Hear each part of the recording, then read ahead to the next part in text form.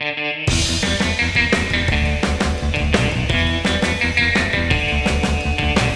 eu sou o Matheus Marcolini e seja muito bem-vindo ao Resumo News, podcast de notícias do Resumo ETEC.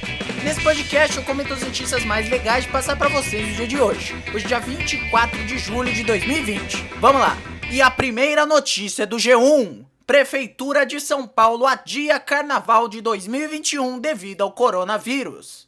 Então, para iniciar o Resumo News desse dia 24 de julho de 2020, sexta-feira, a Prefeitura de São Paulo decidiu adiar o Carnaval de Rua e os desfiles das escolas de samba de 2021 devido aí à pandemia do coronavírus. A nova data ainda não foi definida, mas no caso dos desfiles, por exemplo, a Liga das Escolas de Samba de São Paulo propõe que a festa seja realizada a partir do final de maio ou começo de julho, ainda sem data a definir. E o Carnaval de São Paulo é um dos maiores do país, caso você não saiba. Nesse ano, a cidade bateu recorde de público e de número de blocos. Foram mais de 15 milhões de foliões aí nas ruas e 600 blocos diferentes. A prefeitura gastou cerca de 36 milhões de reais e houve um retorno financeiro de 2,3 bilhões de reais para a cidade. Quem fez o anúncio foi o prefeito Bruno Covas do PSDB aí em coletiva no Palácio dos Bandeirantes, a casa do João Dória, lá na zona sul de São Paulo. Vou abrir aspas para o Bruno Covas.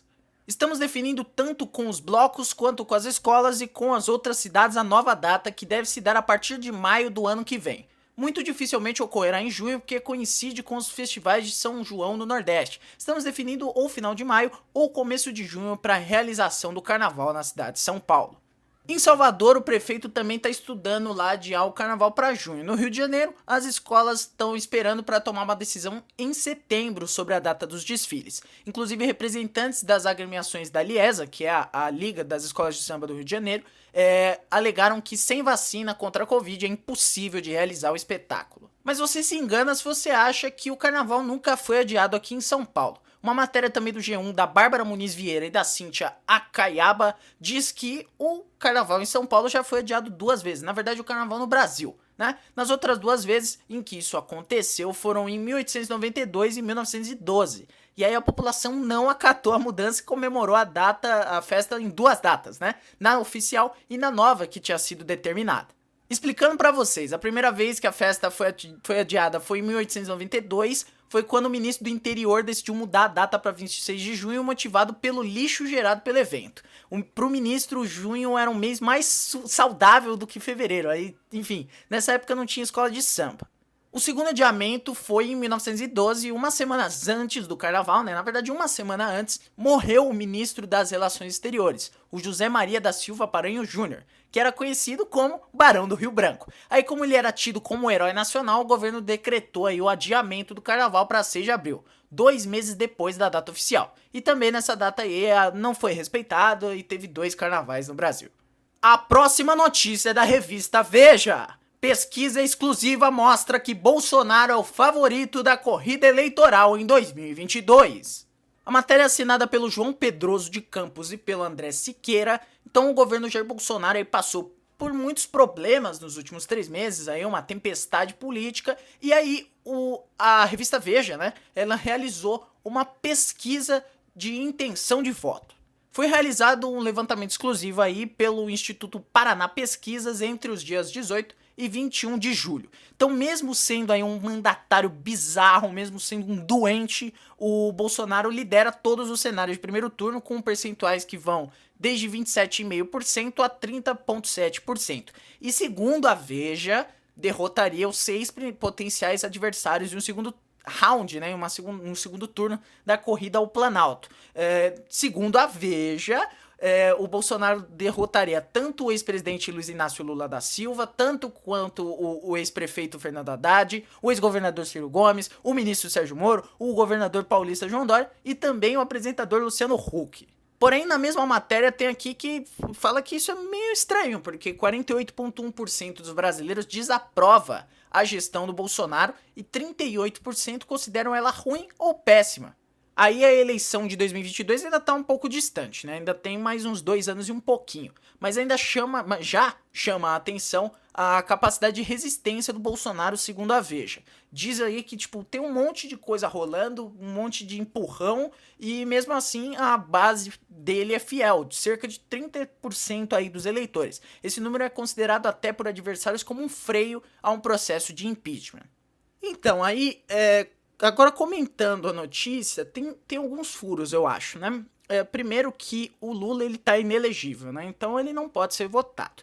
Mas é interessante você lembrar que lá em 2018, bastante eleitorado, principalmente no Nordeste, acabou, os principais eleitores do Jair Bolsonaro no Nordeste, eles acabaram por votar no Bolsonaro porque o ex-presidente Lula não estava concorrendo, né? Então meio que não é necessariamente, votou no Bolsonaro, jamais votaria no Lula. Não é uma regra de 3 assim simples e diretamente proporcional, não é assim que funciona.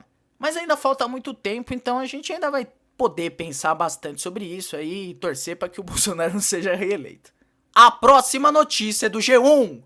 Polícia investiga secretário de Educação do Rio de Janeiro, Pedro Fernandes, por suspeita de recebimento de propina. Matéria assinada pelo Pedro Figueiredo, do Rio de Janeiro 1, que é o programa aí que passa o meio-dia lá no Rio de Janeiro, né? Então a Polícia Civil está investigando a participação do secretário de Educação no Rio de Janeiro, Pedro Fernandes, em um esquema de desvio de dinheiro na Fundação Leão 13º, é isso? É isso, Leão 13º. No inquérito do Núcleo de Combate à Corrupção e Lavagem de Dinheiro da Polícia Civil, o Pedro Fernandes é citado como um suspeito de receber propina em contratos, né, assinados pela Fundação ainda quando ele comandava aquela pasta. A reportagem foi publicada no jornal o Globo. As investigações englobam aí o período em que ele foi secretário do governo Pezão e, em nota, o Pedro Fernandes nega as acusações. Inclusive, o nome do Pedro foi citado a partir da prisão de Marcos Vinícius Azevedo da Silva. Um nome aí completo. Ele foi preso em uma operação do núcleo em 2019, que investigou aí fraudes em editais num programa da Fundação. Com ele, outros 6 empresários foram presos. Entre os serviços oferecidos, por exemplo, estavam lá cirurgias, exames de vista e também doação de óculos. Todos esses contratos estão somando cerca de 66 milhões de reais. Agora eu vou repercutir a nota do Pedro Fernandes, porque, claro, ele tem direito à defesa. Ele afirmou, por exemplo, que as acusações são absurdas e fantasiosas, mas eu vou colocar aqui a nota na íntegra. Estou perplexo de tomar conhecimento pela imprensa de uma suposta investigação envolvendo meu nome, em acusações absurdas e fantasiosas. Não tenho conhecimento de investigação e muito menos do seu conteúdo. Já entrei em contato com meu advogado para tomar conhecimento do suposto conteúdo. Me coloco à disposição das autoridades para quaisquer esclarecimentos, como, aliás, sempre estive. Fui secretário do Estado e município por 6 vezes, sem que em nenhuma delas tenha sido levantada qualquer suspeita de irregularidade nas minhas gestões. Então fica aí a questão em relação ao senhor Pedro Fernandes. Ele vai ser investigado, então se for condenado, mais um aí que foi condenado.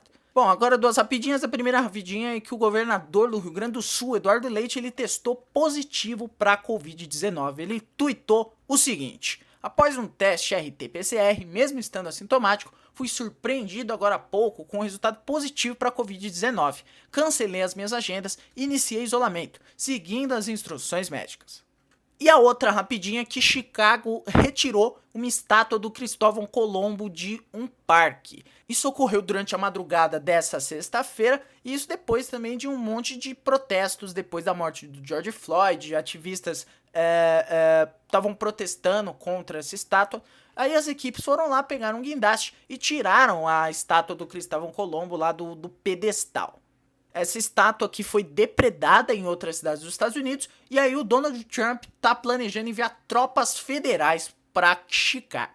Bom, então é isso. Muito obrigado a você que acompanhou o episódio até aqui. Se você gostou, manda pros seus amigos, se inscreve se você estiver escutando no YouTube, se você estiver escutando em algum dos milhares de agregadores de podcast ao redor do mundo, assina o feed para não perder os próximos episódios. Não esquece também de assinar o feed do outro podcast da família Resumo ETEC de Podcasts, ou República dos Bananas. Tem episódio por lá, tem sempre episódio para você escutar aqui do Resumo ETEC. Então é isso, hoje é sexta-feira, amanhã não tem episódio, domingo não tem episódios, eu volto aqui pro seu ouvido na segunda-feira, dia 27. Beijo pra vocês, bom final de semana, sextou, galera. Tchau!